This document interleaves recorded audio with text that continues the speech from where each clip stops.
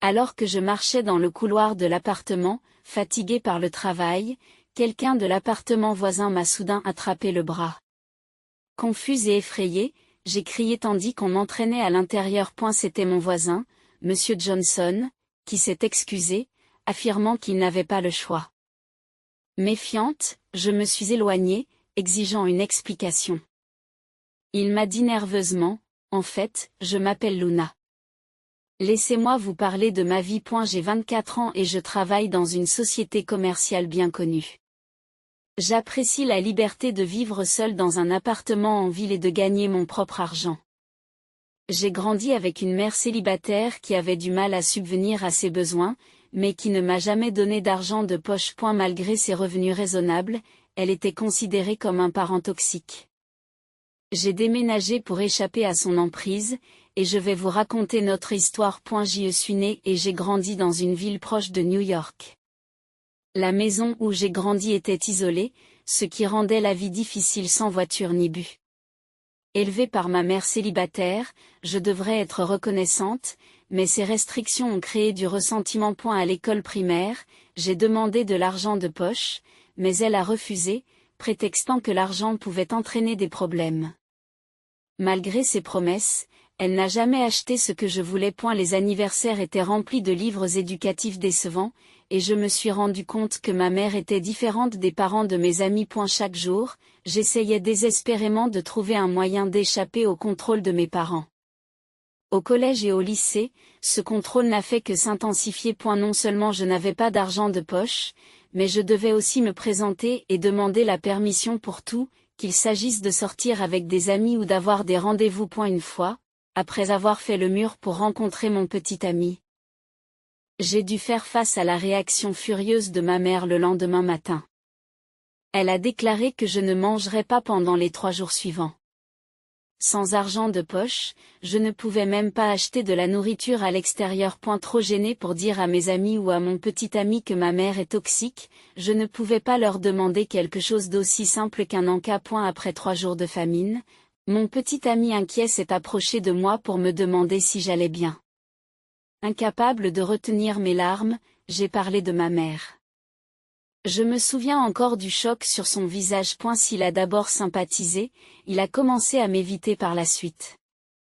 2 semaines plus tard, je l'ai entendu dire à ses amis que ma mère semblait être un vrai problème et qu'il ne voulait pas s'en occuper. Et elle pensait que j'étais désespérée et un peu effrayante. En l'entendant parler ainsi, j'ai compris qu'il se sentait gêné par ma mère toxique, qu'il ne voulait pas me protéger mais qu'il se sentait aliéné. Submergé par la frustration et les larmes, je me suis discrètement éclipsée dans un coin du couloir, réalisant que c'était fini avec lui et que j'avais encore des sentiments pour lui. J'ai dû mettre fin brutalement à mon amour pour lui, rempli de colère envers ma mère. Dès au retour à la maison, je me suis emportée contre elle, me demandant pourquoi elle devait me contrôler. Je lui reprochais le départ de mon petit ami et la prise de distance de mes amis à cause de son comportement anormal. Frustrée, je me suis défoulée sur elle et je me suis aperçue qu'elle était ravie que ma relation ait pris fin. Sa réponse complaisante a aggravé mon désespoir. Ma mère ne pouvait pas comprendre mes sentiments et son sens de la justice ignorait le bon sens. Contrôler ma vie était sa raison de vivre. Prise de vertige et incapable de me contenir, je me suis précipitée dans ma chambre. En fermant la porte, j'ai pleuré, souhaitant un verrou que ma mère, qui aimait me contrôler, ne permettrait jamais. Et la voix inquiète de ma mère m'a interrompue, me demandant si je dînais. Ces paroles ont pesé lourd sur ma poitrine. Après le lycée, déterminée à vivre seule, j'ai fait le vœu de devenir étudiante. Pour me venger, j'ai canalisé ma frustration en étudiant pour les examens. J'ai secrètement commencé à travailler à temps partiel, en imitant la signature de ma mère. Petit à petit, j'ai obtenu des bourses et je me suis glissée dans la fourchette d'acceptation d'une université publique new-yorkaise. Lorsque j'ai enfin parlé de mes succès à ma mère, elle a souri gentiment, louant mon travail acharné. Cependant, sa référence à l'université M, une université publique voisine, indiquait que je ne serais pas autorisée à vivre seule. L'université n'était qu'à 20 minutes de chez moi. Bien qu'elle ait choisi une université à New York, Ma mère a insisté pour en choisir une autre dans une ville voisine. Je me sentais mal à l'aise, car elle continuait à essayer de me contrôler, alors que j'étais sur le point de devenir étudiante. Rejetant l'idée de l'université M, j'ai exprimé mon désir pour l'université que nous avions choisie. En réponse, ma mère l'a sévèrement rejetée, insistant sur l'université M et mettant en doute mes chances d'y entrer. Frustrée et incapable de retenir mes larmes, je me suis détournée de ma mère et je me suis précipitée dans ma chambre. Même en tant qu'étudiante, je ne pouvais pas échapper à son contrôle. Concilier les examens et le travail à temps partiel était difficile, et malgré mes efforts, tout cela me semblait inutile. La frustration a affecté mon sommeil, ce qui m'a poussé à passer l'examen d'entrée à l'université M, où j'ai été admis comme prévu. En un rien de temps, j'étais étudiante à l'université et ma mère m'a fait la surprise de m'offrir un smartphone pour fêter l'événement. C'était un changement remarquable par rapport à son comportement contrôlant antérieur. Avec un smartphone, je me suis sentie libérée. Comme un poisson dans l'eau, profitant pleinement de la vie universitaire, me faisant de nouveaux amis et m'engageant dans une communication normale. Je me suis également concentrée sur mon avenir, en participant à des organisations étudiantes et à des activités de bénévolat. Plutôt que de rejoindre des clubs ou des équipes sportives, j'ai appliqué ce que j'avais appris pour obtenir un poste dans la plus célèbre société commerciale des États-Unis, située à New York. Enfin, en tant qu'adulte actif, j'ai pu vivre seule. Ma mère m'a félicité pour mon travail et m'a offert un portefeuille de $2000.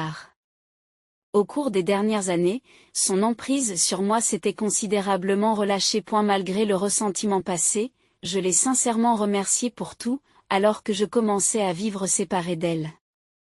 À la fin, j'ai décidé d'exprimer ma gratitude et ma mère m'a répondu, « Ce n'est rien. Prends soin de toi et fais de ton mieux. » Malgré son récent changement d'attitude, je ne me suis pas demandé pourquoi elle était si disposée à me laisser partir. Avec le recul, j'aurais dû être plus méfiante et comprendre que ma mère ne me laisserait pas partir facilement. Néanmoins, j'ai fini par vivre seule dans une ville proche du centre de New York. Le loyer était élevé, mais l'allocation logement de mon entreprise me permettait de dépenser environ $600 par mois. L'immeuble n'était pas très grand et je reconnaissais les visages des autres résidents. Je vivais dans une chambre d'angle au 3e étage, et à côté vivait un homme nommé Johnson. Bien que nous ayons échangé des salutations, nos interactions étaient limitées. Johnson semblait avoir environ 5 ans de plus, il était mince et avait l'air gentil. À New York, les relations de voisinage sont généralement empreintes d'indifférence, si bien qu'au-delà d'un simple bonjour, j'ai rarement parlé à Johnson. Heureusement, il ne semblait pas être une personne étrange. J'ai caché mon appartement à ma mère, car je ne voulais pas qu'elle débarque à l'improviste. Lorsqu'elle m'a demandé mon adresse, j'ai simplement répondu « Je reviendrai bientôt », et je m'en suis tenue là. Elle a semblé un peu déprimée, mais a accepté en disant « Eh bien, c'est très bien. Bien que je sois concentrée sur mon ordinateur au travail, ma mère m'appelait ou m'envoyait des messages fréquemment. Pendant le travail, je recevais des appels qui interrompaient ma concentration, ce qui provoquait de l'irritation. Le travail exigeant de la société de négoce, associé aux appels incessants de ma mère, rendait la situation difficile. En plus des appels, elle n'arrêtait pas d'envoyer des messages, ce qui entraînait un flot de notifications non lues. Un frisson m'a parcouru l'échine et un collègue inquiet a remarqué mon expression tendue. Je les ai rassurés en leur disant que ce n'était rien et j'ai réussi à garder mon calme, en continuant mon travail. 2 années se sont écoulées de cette manière, à l'âge de 24 ans, mon salaire de la 2e année était remarquablement élevé. Gagner de l'argent de manière indépendante me procurait une grande joie. Peu à peu, je me suis laissé absorber par mon travail, ignorant de plus en plus les appels de ma mère. Comme elle ne savait pas où je vivais, je n'avais aucune chance de la rencontrer si je ne rentrais pas chez moi. L'image de ma mère s'est peu à peu effacée de ma vie et j'ai enfin eu l'impression de vivre ma propre vie. Un jour, après avoir bu un verre avec des collègues, j'étais plus fatiguée que d'habitude en rentrant chez moi. Vers 22 heures, alors que j'atteignais le 3e étage de mon immeuble, j'ai titubé vers ma chambre d'angle, marmonnant sur une nouvelle longue journée de travail. Soudain, une voix d'homme m'a appelé, « Luna, viens ici une seconde. J'ai senti quelqu'un m'attraper le bras depuis l'entrée de l'appartement voisin. Dans un moment de confusion, j'ai crié et j'ai été entraînée à l'intérieur. Furieuse, j'ai crié. Mais qu'est-ce que vous faites? Je vais appeler les flics. Mon voisin, Monsieur Johnson, s'est excusé, affirmant qu'il n'avait pas d'autre choix. Méfiante, je l'ai repoussé et l'ai accusé de préparer quelque chose. Au milieu de ma panique, Monsieur Johnson m'a demandé de me calmer. Cependant, ces paroles suivantes m'ont fait frémir. J'ai vu quelqu'un s'introduire dans votre appartement. Bien que j'ai immédiatement pensé qu'il s'agissait d'un piège, Monsieur Johnson avait l'air sérieux. Peu habitué à ce genre de situation, j'ai eu plus peur de lui qu'autre chose et j'ai essayé de m'enfuir. Surpris par l'intensité de son ton, j'ai hésité, et il m'a instamment prié d'attendre, en insistant sur le danger à l'extérieur. À la croisée des chemins et ne sachant pas si je devais le croire, j'ai lu le désespoir dans les yeux de Johnson. Bien que nous nous soyons à peine parlé, ses yeux semblaient directs et sincères. Ce n'était qu'une intuition, mais je me sentais enclin à l'écouter. Tremblant, j'ai demandé des précisions sur la rupture et Johnson a commencé à m'expliquer. Je ne pouvais pas voir clairement, mais la personne portait du noir, des manches longues et un pantalon, et elle avait l'air suspecte. J'avais déjà vu quelqu'un de semblable dans le complexe d'appartements, pensant qu'il s'agissait d'un résident parmi d'autres. Il y a environ 3 heures, en rentrant chez moi, j'ai vu cette personne entrer dans votre appartement, et c'est à ce moment-là que j'ai pensé que quelque chose n'allait pas. Il est 22 heures, donc vers 19 heures, porter des vêtements noirs en juillet n'est pas très confortable. Cependant, la question essentielle est de savoir comment quelqu'un a pu entrer chez moi sans avoir la CL. Au départ, j'ai pensé qu'il s'agissait d'un ami ou de ton petit ami, Luna, et je n'y ai donc pas prêté attention. Cependant, lorsque je t'ai entendu rentrer à la maison il y a quelques instants, j'ai été choquée. Même s'il s'agissait d'un ami ou d'un petit ami. Rester seul chez quelqu'un d'autre pendant 3 heures me paraissait étrange. Je me suis dit que cette personne pouvait être dangereuse, alors j'ai décidé de t'arrêter. Les paroles de Monsieur Johnson m'ont fait trembler violemment. Si ce qu'il disait était vrai, l'intrus pouvait encore se cacher dans mon appartement. Je n'ai donné mes clés à personne, je n'ai pas de petit ami et je n'ai pas fait de projet avec des amis depuis une expérience difficile avec un petit ami au lycée. J'ai évité de sortir avec des hommes, je n'ai donc pas de partenaire romantique ni d'amis proches à l'heure actuelle. Qui pourrait s'introduire chez moi? Luna, calme-toi et écoute. Avez-vous été harcelé par quelqu'un récemment? Demanda Johnson en essayant de calmer mon agitation. Harcelé? Non, rien de tel. Je n'avais aucun souvenir d'une telle chose, mais il était possible que quelqu'un me traque à mon insu. Vous ne l'avez peut-être pas remarqué, mais l'auteur de ces actes peut agir de la sorte depuis un certain temps. A-t-il quelqu'un, peut-être un partenaire romantique, avec qui vous vous êtes brouillé ou disputé? Lorsque M. Johnson m'a posé cette question, j'ai pensé aux hommes qui m'entouraient. Depuis un incident au lycée, j'ai peur d'avoir des relations avec les hommes, et je n'en ai pas eu avec mes collègues de travail. Non, il n'y a personne. J'ai évité ce genre de choses pendant tout ce temps. Je ne voyais personne qui puisse être l'intrus. Il semble que la seule option restante soit de contacter la police, mais n'ayant jamais appelé le 911 de ma vie, j'ai hésité à faire le rapport. J'ai hésité à faire la déclaration. Après tout, l'affirmation d'un intrus dans ma maison ne reposait que sur la parole de Johnson. Dois-je vraiment croire ce que dit cet homme? Je fixais le bouton d'appel de mon téléphone, incapable d'appuyer dessus. Et impatiemment, Johnson a dit qu'il avait appelé la police. À ce moment-là, la sonnette de la porte d'entrée a retenti, me faisant sursauter. Et j'ai accidentellement laissé tomber mon téléphone. Me demandant qui pouvait bien être à ce moment-là, j'ai jeté un coup d'œil par la porte de l'appartement de Johnson, pleine de pipi. Et la personne en noir qui se trouvait à l'extérieur m'a laissé sans voix. La voix de Monsieur Johnson tremblait aussi. Il devait être effrayé lui aussi. Essayant de stabiliser mon corps tremblant, j'ai répondu, c'est ma mère. Aux yeux de Monsieur Johnson, ma réponse aurait pu sembler peu convaincante. Cependant, le fait que ma mère se tienne devant la porte de Johnson, à côté de mon appartement, m'a fait ressentir une peur incroyable. Qu'est-ce qui se passe? La voix de Monsieur Johnson tremblait également. Est-ce pourrait-il que la personne que j'ai prise pour un harceleur soit votre mère? Si c'est le cas, je suis vraiment désolée. C'est un énorme malentendu. Je m'excuse.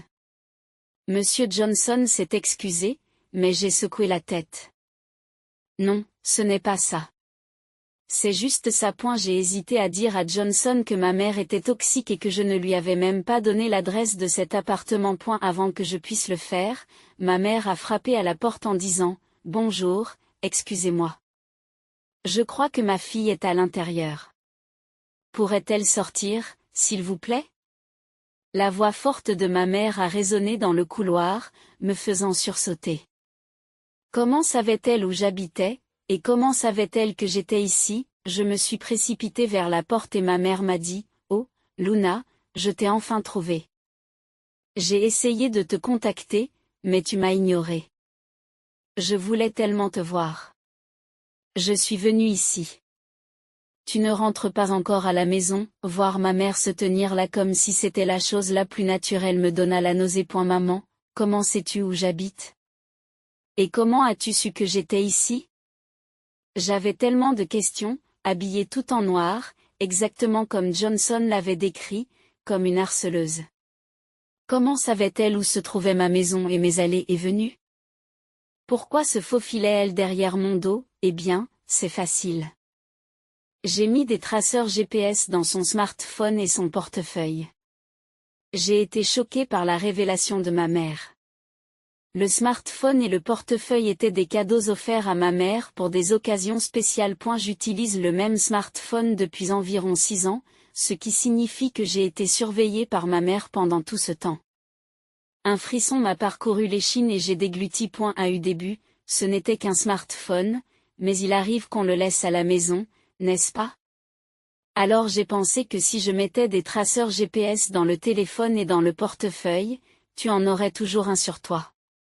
Tu es ma précieuse fille, Luna. Je me suis toujours inquiétée pour toi, pensant que si quelque chose de dangereux arrivait. En voyant ma mère parler avec tant de nonchalance, j'ai complètement perdu mon sang-froid.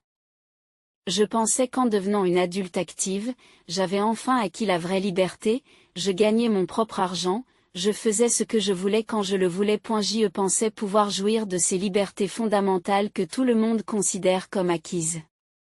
Mais il s'avère que je n'ai fait que danser dans la paume de la main de ma mère pendant tout ce temps. Et si cela continue, ma vie sera à jamais contrôlée par ma mère. Je ne peux pas supporter cela. J'en avais assez de voir ma vie chamboulée par ma mère. Maman. Je l'ai appelée d'une voix très calme. Et ma mère m'a répondu sur son ton habituel. Oui, qu'est-ce qu'il y a? Je ne retournerai plus jamais à la maison, maman. Chaque fois que je suis avec toi, j'ai l'impression d'être toujours tenue. Ça a toujours été comme ça, n'est-ce pas? Tu m'appelles ta fille précieuse, ta fille bien-aimée, mais tu as étouffé tout ce que je voulais faire. Tu m'as coupé les ailes à chaque fois que j'ai essayé de les déployer, en utilisant l'inquiétude comme excuse plausible. À chaque fois. Cela m'a profondément blessée et m'a fait beaucoup de mal. Je ne suis pas ta possession, maman. J'ai ma propre volonté en tant que personne, et je ne veux pas qu'elle soit entachée par quelqu'un d'autre. Alors, maman, coupons les ponts. S'il te plaît, ne me contacte plus jamais et ne viens plus me voir. Dans un dernier élan, je lui ai crié tous mes sentiments. Ma mère, qui entendait pour la première fois ma déclaration de couper les ponts, a visiblement pâli. Elle a dû être choquée d'être défiée de la sorte, ayant toujours supposé que je me plierais à sa volonté de couper les ponts. Je lui ai dit, quoi? Je suis ta mère, Luna. Je suis ta mère, Luna. Écoute, je ne suis pas venue aujourd'hui pour te retenir. C'est vrai. J'ai juste pensé à t'emprunter un peu d'argent. C'est tout ce que je suis venue chercher. Et ma mère, maintenant en plein désarroi, a soudain prétendu qu'elle voulait emprunter de l'argent, ce qui n'avait aucun sens. De l'argent? De quoi parles-tu, maman? Tu as des dettes? Avais-tu l'intention de voler de l'argent à ta fille, qui gagne beaucoup d'argent? Tu n'as jamais eu l'intention d'emprunter, n'est-ce pas? Tu t'es introduite dans mon appartement pour voler de l'argent, n'est-ce pas? J'ai compris pourquoi elle était restée dans mon appartement pendant 3 heures. Si elle avait vraiment voulu me voir, elle m'aurait appelé ou envoyé un message. Mais elle ne m'a pas contacté aujourd'hui. Elle devait l'avoir prévu de me voler et de me voir ensuite. Mais je ne garde pas d'argent liquide à la maison. Mes livrets bancaires sont cachés dans un endroit difficile d'accès. Frustrée de ne pas avoir pu réaliser son intention de voler, elle a simplement voulu satisfaire son désir de me voir et s'est rendue à la porte d'Aak sans grave côté. En pensant cela, je me suis sentie dégoûtée, la considérant même comme ma mère. Non, je voulais juste emprunter un PEU. Et ma mère, habituée à de telles confrontations, a commencé à paniquer. Je ne pouvais plus croire un seul mot de ce qu'elle disait. Rassemblant toutes mes forces, je lui ai crié à nouveau, « Ça suffit. Une personne qui essaie de voler sa propre fille n'est pas une mère. Et ne me montre plus jamais ton visage. J'annule mon téléphone. Au revoir. » Ignorant l'expression de ma mère qui écarquillait les yeux, j'ai fermé la porte de Johnson avec force. Pendant un moment, elle a continué à crier, « Luna, je suis désolée. Ouvrez la porte, s'il vous plaît. » Il semble que les voisins aient trouvé l'agitation suspecte et aient appelé la police. J'ai entendu les sirènes d'une voiture de patrouille et ma mère se disputer avec les policiers dans le couloir. Les policiers ont réussi à la faire sortir de l'immeuble. Épuisée, je me suis affalée sur le sol. Est-ce que ça va? Me demanda Monsieur Johnson en me regardant avec inquiétude. Je suis désolée de vous avoir impliqué dans une dispute familiale à cause de ma mère. Non, ça va. Repose-toi pour aujourd'hui. Reconnaissant de la gentillesse de Monsieur Johnson, je retournai dans ma chambre et me glissai dans mon lit. J'ai décidé de dormir sans penser à rien. Ma conscience s'est lentement évanouie dans l'obscurité. Pour ce qui est de la suite des événements, j'ai séparé mon registre familial de celui de ma mère pour créer une certaine distance. Légalement, je ne pouvais pas couper complètement les ponts avec ma mère biologique. En retirant mon nom de son registre familial, j'ai eu l'impression d'avoir échappé à son contrôle. J'ai ressenti un certain soulagement. En outre, j'ai jeté le smartphone et le portefeuille que ma mère m'avait donné, je les ai remplacés par de nouveaux et j'ai déménagé dans un autre appartement. Bien sûr, je n'ai pas communiqué mon nouveau numéro de téléphone à ma mère. Elle ne pourra plus me localiser. Après cet incident dans mon appartement, ma mère, qui avait reçu un avertissement sévère de la police pour avoir causé des troubles, est apparemment devenue recluse. Comme elle l'a avoué, après que j'ai quitté la maison et commencé à travailler, elle s'est laissée aller à acheter des vêtements et des sacs de marque haut de gamme pour se distraire de la solitude, accumulant ainsi des dettes considérables. Elle a fini par ne plus pouvoir subvenir à ses besoins et a dû emprunter auprès de prêteurs haut de gamme. Aujourd'hui, elle est quotidiennement importunée par des agents de recouvrement. Cependant, je n'ai pas pu me résoudre à l'aider. Le fait qu'elle m'ait contrôlée et surveillée, en utilisant même le GPS, est un événement choquant que je ne pourrai jamais pardonner et qui est gravé dans mon cœur. Si couper les ponts avec elle est une punition pour elle, qu'il en soit ainsi. J'ai l'intention de vivre dans un monde sans ma mère. Même après avoir emménagé dans mon nouvel appartement, je suis restée en contact avec Johnson, mon ancien voisin. Au départ, je l'ai contacté pour le remercier, mais il est resté en contact avec moi, et maintenant nous allons même manger ensemble. Ayant longtemps refusé les relations amoureuses avec les hommes, le fait d'échapper à l'emprise de ma mère m'a rendue plus ouverte à l'amour. Si les choses se passent bien avec Johnson, ce sera ironiquement grâce à ma mère. Mais je veux construire un avenir radieux avec Monsieur Johnson sans que ma mère ne le sache.